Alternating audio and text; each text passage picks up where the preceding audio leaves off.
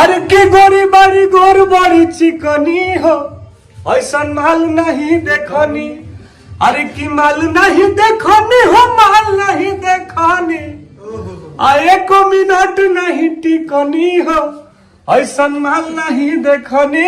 नमस्ते प्रणाम, और मैं टुनटुन यादव, और आज हमारे साथ लक्ष्मी म्यूजिक वर्ल्ड चैनल के ओनर मैंग भैया और अपना भैया न्यूज के बादशाह। हम आप सबों से बता दें कि कल सुबह हमारे वो गाना लक्ष्मी म्यूजिक वर्ल्ड चैनल से ओकर वीडियो आवा था, बहुत ही अलग तरीका के वीडियो शूट हुई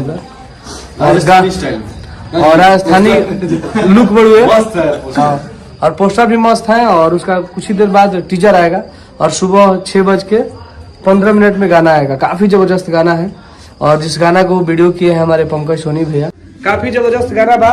और गाना के म्यूजिक पर हम बहुत ज्यादा खुश बानी, बहुत ही जबरदस्त म्यूजिक बा। अंकित भैया बहुत ही अच्छा म्यूजिक अरेंज करे पड़े।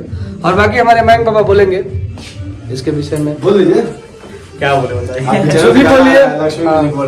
वन ऑफ द बेस्ट सिंगर टुनटुन यादव, जो कि मेरे लिए सबसे बेस्ट है, क्योंकि ये जो रहते हैं मुंह पे रहते हैं। हर की बदनामी के डरे डरातानी हो, दुनोरी से हम ही पेरातानी हो।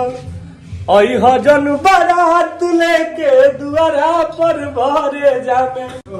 अरे तो पागल हो सुबह गोली मार दी।